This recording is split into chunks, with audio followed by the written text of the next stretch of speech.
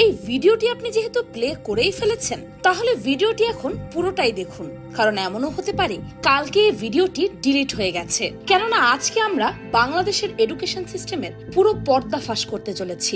এমন সব জিনিস আপনাদেরকে জানাতে যাচ্ছি যা কেউ কখনো আপনাদেরকে বলেনি, এমনকি বলবেও না। বাংলাদেশের এডুকেশন সিস্টেম যে এখন কোন পর্যায়ে আছে এটি আপনারা কল্পনাও করতে পারবেন না। এমন চলতে থাকলে সেদিনটা দেরি নেই যখন পুরো দেশের মানুষের অশিক্ষিত গোলাম হয়ে থাকতে হবে। তাহলে চলুন শুরুটা শুরু থেকেই করা যাক।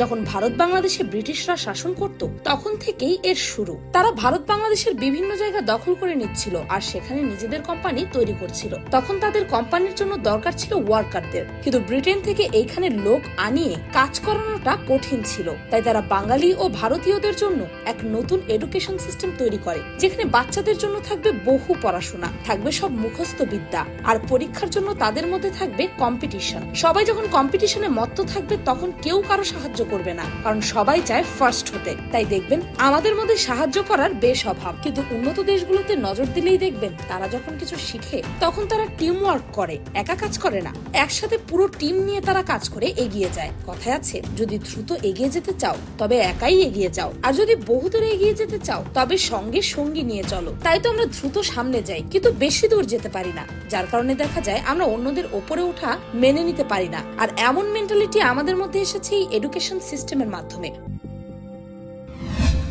ব্রিটিশদের শেখানো সেই মুখস্থ বিদ্যার দাম আমাদের দেশে এখনো অনেক, কিন্তু টেকনিক্যাল ও লজিক্যাল বিদ্যার কোনো দামই নেই, কারণ পাঠ্যসূচিকে এমন ভাবে গঠন করা হয়েছে গড়বাঁধা মুখস্থ না করলে কোনোভাবেই ভালো রেজাল্ট করা সম্ভব না। মজার ব্যাপার হচ্ছে বিশ্ব এখন আর এই পথে চলছে না। বিশ্ব এগিয়ে যাচ্ছে সায়েন্টিফিক এবং যৌক্তিক ভাবে। সারা বিশ্বে আজ এইসব বিষয়ে ব্রেইন যাদের শার্প তাদেরই জয় জয়কার। যেমন সফটওয়্যার খাতে লজিক্যাল সেন্স ছাড়া কোনোভাবেই উন্নয়ন সম্ভব নয়। আমাদের দেশে প্র্যাকটিক্যাল, লজিক্যাল, টেকনিক্যাল ও সায়েন্টিফিক বিকাশের উল্লেখযোগ্য কোনো সুযোগই নেই, শুধু আছে মুখস্থ বিদ্যার বিকাশের সুযোগ। সেজন্য অকালেই ঝরে পড়ছে দেশের মেধাবী ছাত্ররা, আর যারা চেষ্টা করছে এগিয়ে যেতে তারাও বেশি দূর যেতে পারছে না। আপনি নিজেই একবার ভাবুন তো, যা কিছু আপনি স্কুল কলেজে পড়েছিলেন তার কোনো জিনিস কি আপনার চাকরি, আপনার ক্যারিয়ার বা আপনার রিয়েল লাইফে কাজে আসছে? হাতে গোনা 2-3টা জিনিস ছাড়া কিছুই খুঁজে পাবেন না।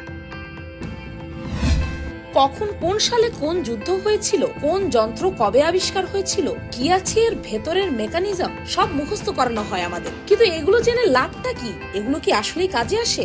নতুন সব আবিষ্কারের আড়ালে এগুলো তো হারিয়ে যায়। এখনো আমরা যে বই পুস্তক পড়ছি সেগুলো আজ থেকে 200 বছর আগের স্টাইলের। তখনকার সময়ের জন্য এইসব ঠিক ছিল, কিন্তু এখনকার কথা ভাবুন তো একবার। এই যুগে এসে কি আসলেই সেই আগের লেখাপড়া আমাদের কোনো উপকারে আসছে?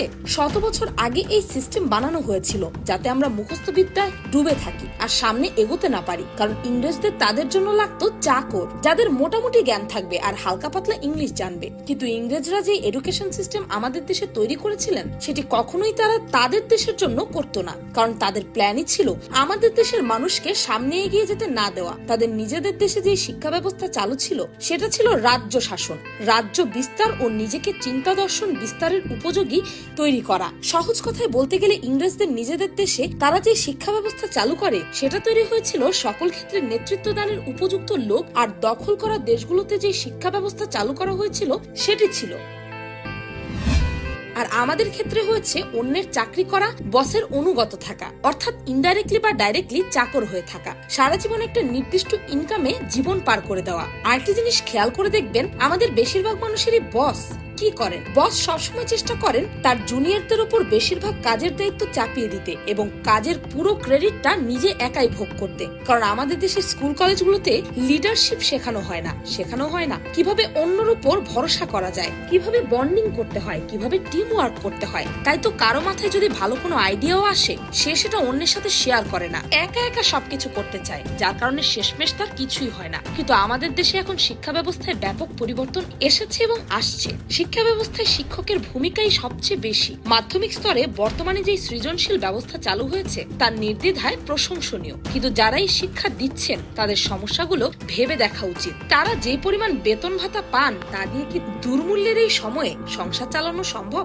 আর্থিক অনিশ্চয়তার মধ্যে থেকে আর যাই হোক সুষ্ঠুভাবে শিক্ষা প্রদান করা সম্ভব নয়। Times Higher Education 200 Asian university ranking এ প্রকাশ করা হয়েছিল, সেখানে শুধু আমাদের সবেধন নীলমণি হিসেবে ঢাকা বিশ্ব বিশ্ববিদ্যালয় শেষের দিক থেকে প্রথমে রয়েছে। আমাদের দেশের মহাপ্রতাপশালী বুয়েটের কোনো নাম নিশানাও নেই, অন্যগুলো তো দূরস্থান। অথচ আমাদের প্রতিবেশী দেশ ভারতের 16টি বিশ্ববিদ্যালয় জায়গা করে নিয়েছে এই লিস্টে, এবং অনেকগুলোই প্রথম দিকে। পাকিস্তানেরও আছে 3টি। আরো আশ্চর্যের বিষয় হলো পাশের রাজ্য পশ্চিমবঙ্গ, যাদের সাথে প্রায়শই আমরা বিভিন্ন কিছুতে নিজেদেরকে তুলনা করি, তাদেরও দুটি ইউনিয়ন জায়গা করে নিয়েছে, যাদবপুর ও কলকাতা, এবং তারা প্রথম দিকেই আছে। এটা আমাদের শিক্ষা পণ্ডিতদের তথা গোটা দেশের জাতীয় লজ্জা হিসেবে ঘোষণা দেওয়া উচিত। এখনো যদি আমাদের শিক্ষা ব্যবস্থা আমরা পরিবর্তন করতে না পারি, তাহলে সেই দিনটা বেশি দূরে নেই যখন আমাদের পুরো দেশ অজ্ঞানতায় ভেসে যাবে। ভিডিওটি ভালো লাগলে আপনার ফ্রেন্ডস এন্ড ফ্যামিলির সাথে শেয়ার করে তাদেরকেও সচেতন করে দিন। আর পিনিক চ্যানেলটিকে সাবস্ক্রাইব করে বেল আইকনে অল নোটিফিকেশন অন করতে ভুলবেন না যেন। আমি ফাল্গুনি, আজকের মতো পর্যন্তই। দেখা হচ্ছে পরের ভিডিওতে।